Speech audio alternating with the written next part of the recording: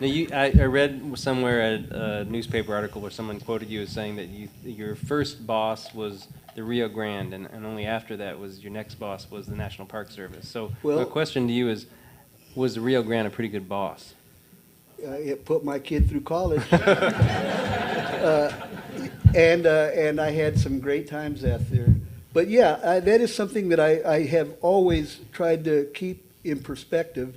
And all of the guys that I had working under me, I told them the same thing.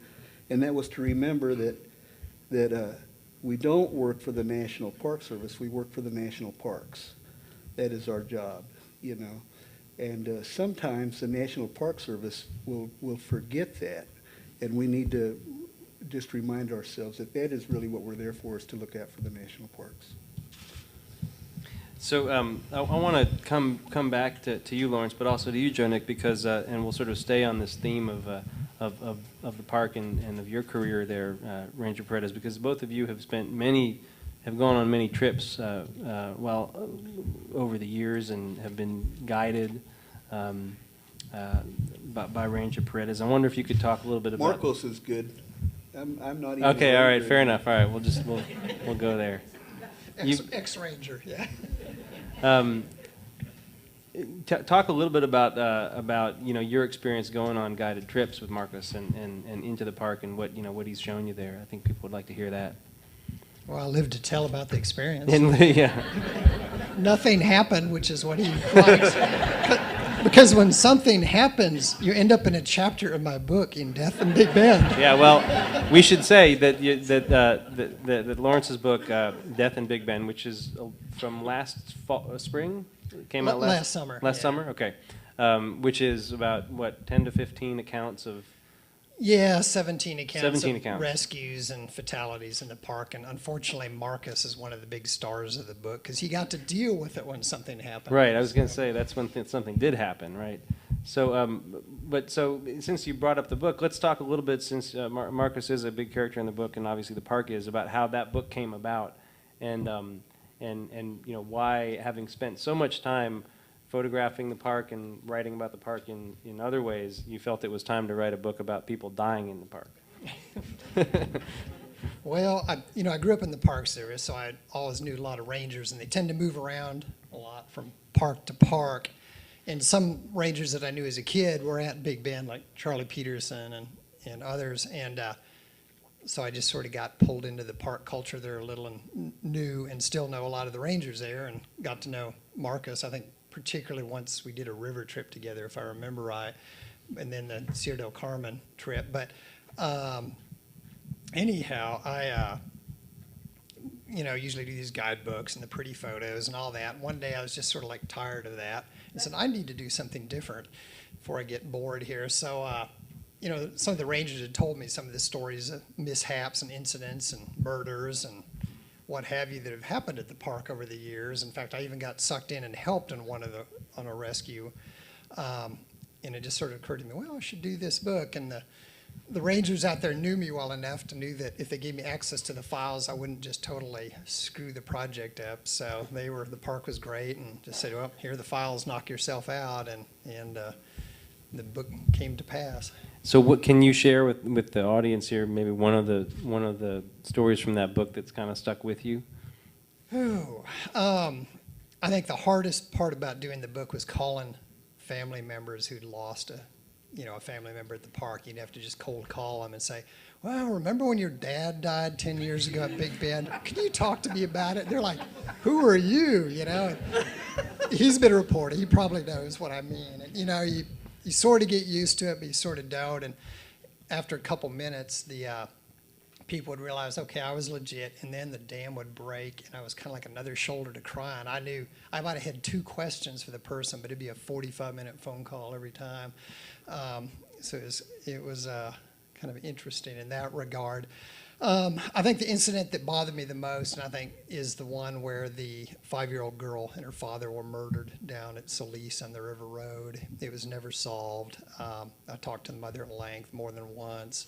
That was probably the actual single hardest phone call. What do you do? Call up and say, well, you lost your 5-year-old daughter. Can you tell me about it? But, I was more tactful than that. But nonetheless, it was a tough phone call. But so that was probably one of the hardest incidents. You know, people, of course, are going to look at this book and go, oh my God, people are dying of everything. Well, actually, car wrecks and heart attacks are what they mostly die of out there. But you know, through just bad luck, dumb decisions, what have you, people have died there freezing to death. Heat stroke, of course. Heat is a big factor. Marcos has sure been involved in some of those. Drownings used to be more common, but the river in recent years just is not much of a river, so the drownings have mostly gone away. Falls. There was an assisted suicide in the park, basically, which is sort of it's probably the most bizarre story in there. A man from San Antonio wanted to commit suicide, but he couldn't quite do it himself, so he kept trying to talk people into taking him out to Big Bend and killing him there. You know, in fact, he made a trip out there, dug a shallow grave about a mile from the Old Ore Road out in the middle of the desert, and finally talked this sort of, I don't know, sort of gullible kid, 18-year-old kid, into going out there and killing him. And he wanted to be staked out and gutted alive, was how he wanted to be killed. And the kid just couldn't do it. At least he, you know, drew the line somewhere, and he finally like whacked him over the head with a shovel a couple times. But that didn't do it, and he finally couldn't do it anymore, so they got in the car and drove back. And With the tarot. And the guy that was supposed to be dead was really depressed because he wasn't dead. I mean, it's sort of funny, but not really. And must have had a terrible headache as well. Yeah, and he had a real headache, and they went to this party that night after getting back, and he had like this bruise and blood coming down. What happened? Well, I fell. And anyhow, a couple weeks later, they went back out, and the kid kind of made good this time. But anyhow, so that was probably the weirdest story. I'll say. Well, But a lot of it was sad, though. I mean, really, a lot of it was sad. A lot of it's unnecessary or just, you know, tragic, really. I will tell you another part of that, and that was how this particular guy was discovered. Oh, yeah, that's funny. Please tell us. We had a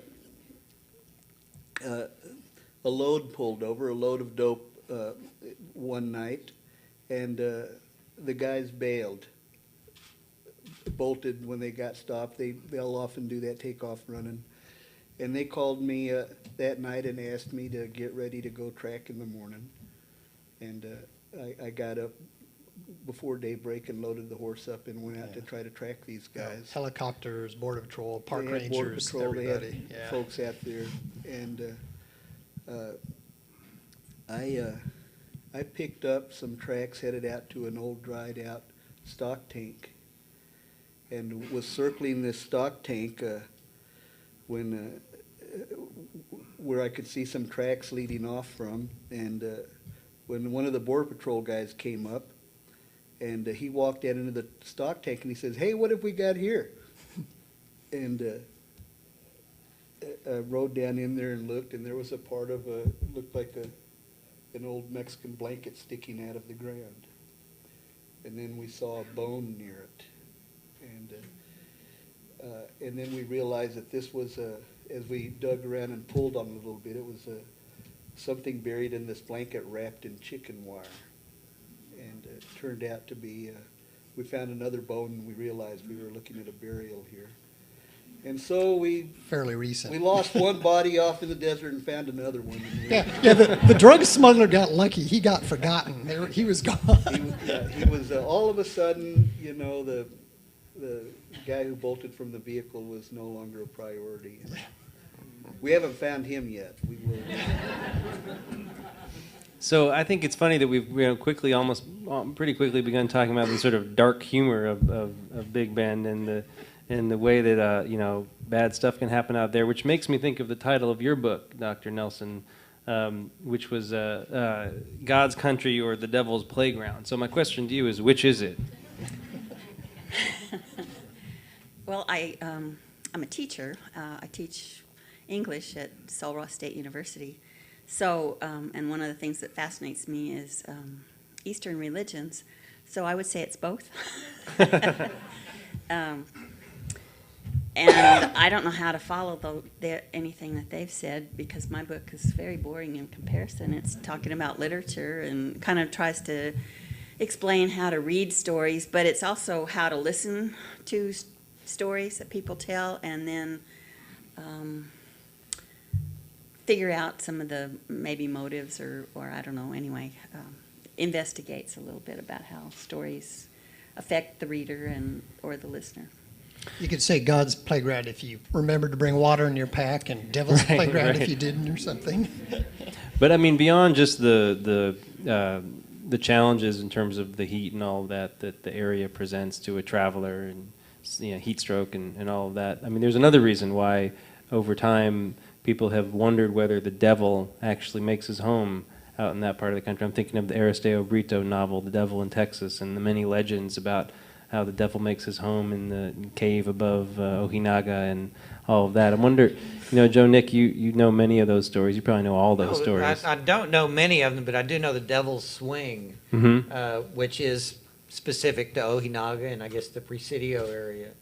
I think it's just, it's both. It's hellish country, but it's also very abundant if you know how to look and where to look.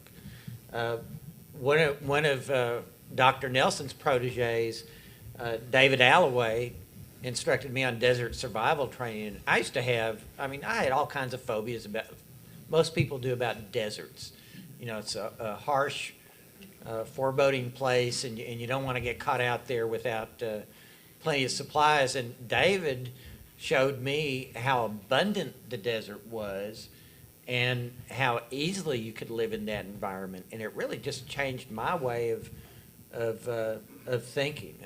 Along with a fellow down in Laredo, a ethnobotanist and a curandero named Tony Ramirez. Both David and Tony taught me that what looks like badass plants are actually very giving and productive. You just have to know how to adapt to it. And as a city person, I always have kind of the tourist take on the Big Bend. And Dr. Nelson and Marcos are locals. They've learned to adapt and survive and are very nimble. I've learned to watch people like them when I'm out there because they know their way around. And to me, 2006 is when Marcos was doing a trip along with Mike Ryan as river rangers, and a few folks got to tag along, and this was the end of my last piece of reporting for a story I did in National Geographic called Border Beauty. And it was looking at all the conservation strategies on both sides of that river. We always look at it, it's Texas, it's north of the Rio Grande, and we don't look at it as the Rio Bravo or this. The river is really the connector of all this area. And if you can get over the fact that there is a border and some stupid people are in charge of trying to enforce both sides of those borders, this is a tremendous ecosystem, and it's a tremendous wilderness. And the trip I took with Marcos to get him to watch what he did, checking on burns to see if some prescribed burns were knocking down invasive giant cane, and talking about salt cedar and how do you eradicate salt cedar, how do you bring back cottonwood, how the river's changed in 30 years. All those, everything was a lesson. And I picked up on lingo. I know what a UDA is. It's undocumented alien. And it's such a better term than mojado or wetback, I think. But what was amazing is, I can't remember, it was 6 or 7 days on the river, a 60-mile stretch, and that really is the wildest, it's the great wilderness river trip in this part of the world. If you can go, it's below the national park. I'd done all the other canyons. I hadn't done the lower canyons. And it was wonderful because the only people we saw on this entire trip was an airplane circling overhead, and they were park people that he could talk to. And they were just checking on us, but we didn't see another person. There were no planes in the flight pattern overhead because that wasn't part of a flight pattern. And it's hard to find places like that. But boy, to be on it and to be on that river and get to discover all the hot springs and hear stories, That was the perfect ending to all my research for that article. And it really did. It convinced me once again that river is the ribbon that ties it all together. It's not a border.